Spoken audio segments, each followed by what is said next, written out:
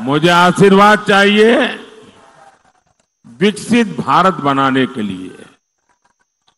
मुझे आशीर्वाद चाहिए विकसित हिमाचल के लिए। देश में 5 चरणों के चुनाव हो चुके हैं। बीजेपी एनडीए की सरकार बननी पक्की हो चुकी है।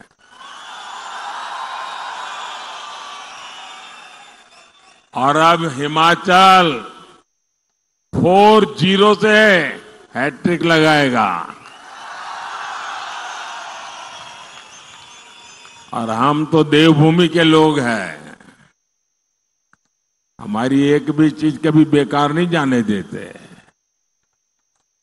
तो कोई हिमाचली अपना वोट बेकार जाने देगा क्या? अपना वोट बेकार जाने देगा क्या? वो उसी का वोट देगा ना जिसकी सरकार बनेगी, और जिसको वोट देगा उसकी ही सरकार बनेगी। ये हिमाचल में पक्का है।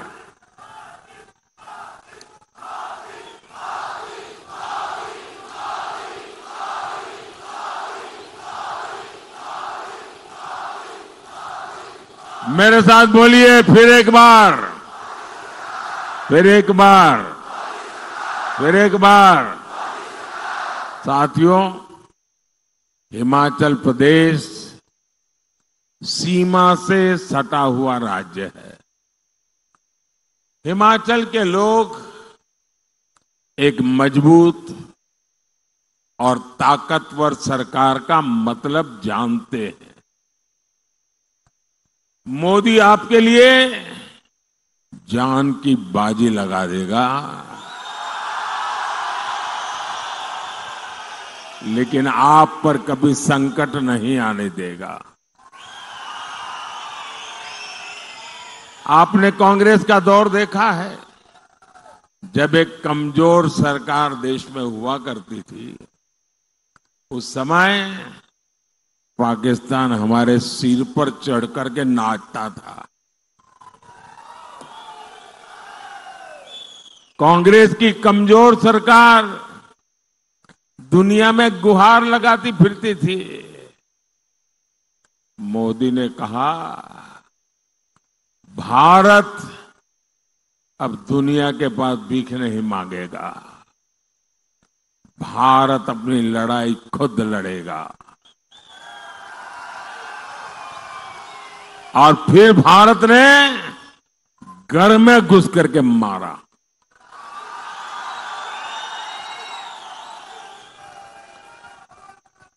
आज देखिए पाकिस्तान की क्या हालत हो गई है। साथियों, हिमाचल के ऊंचे पहाड़ों ने मुझे अपना हौसला बुलंद रखना सिखाया है। और हिमाचल की बर्फीली पहाड़ियों ने मुझे ठंडे दिमाग से काम करना भी सिखाया है। पहाड़ों ने मुझे अपना सिर गर्व से ऊंचा रखना सिखाया है। और मैं मां भारती का अपमान नहीं सह सकता। लेकिन कांग्रेस मां भारती के अपमान से भी बाज नहीं आती। कांग्रेस को भारत माता की जय कहने से ही दिक्कत है। कांग्रेस को वंदे मातरम कहने से दिक्कत है। ऐसी कांग्रेस कभी हिमाचल का भला नहीं कर सकती।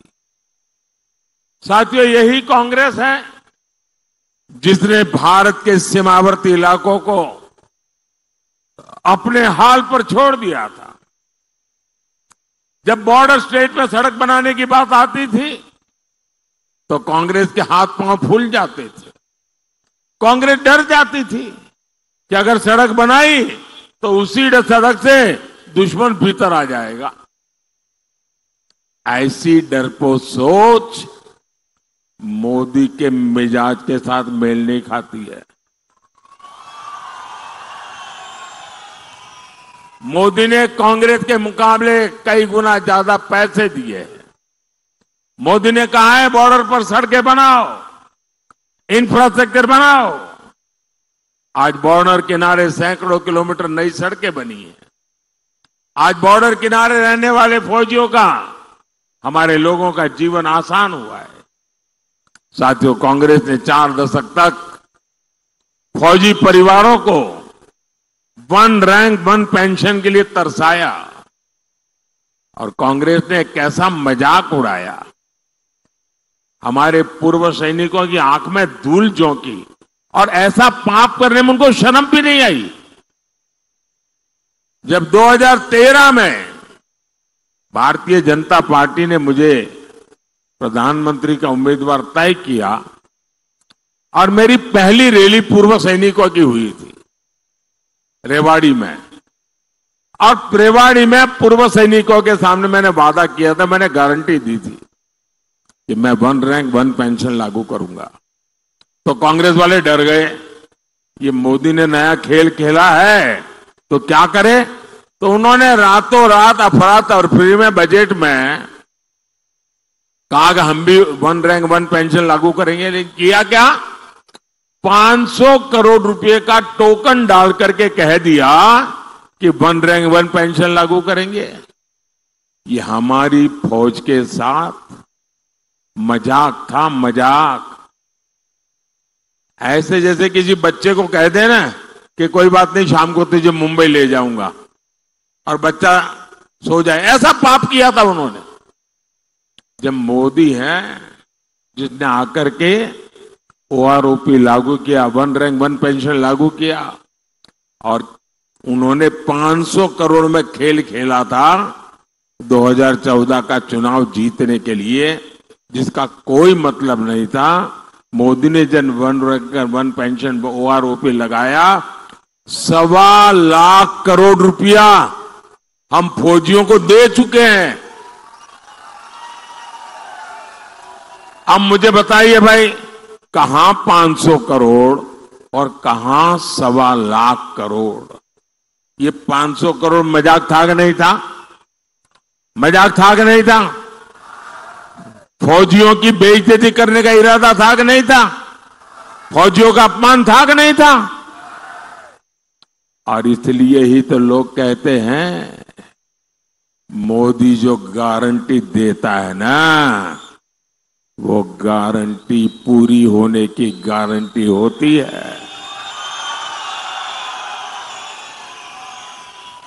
भाइयों और बहनों, एक तरफ मोदी की गारंटी है, दूसरी तरफ कांग्रेस का बर्बादी का मॉडल।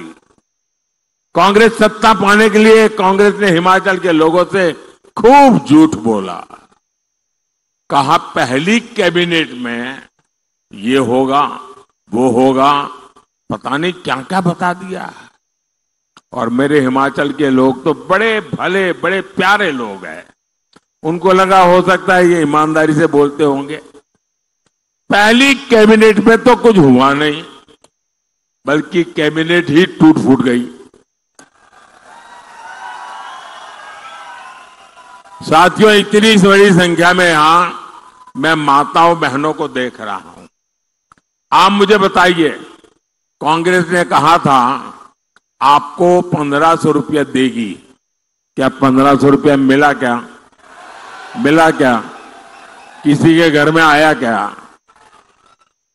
कांग्रेस ने गोबर का पैसा देने का वादा किया था, किसी को मिला? क्या जरा जोर से बताओ ना भाई, डरो मत। मिला क्या?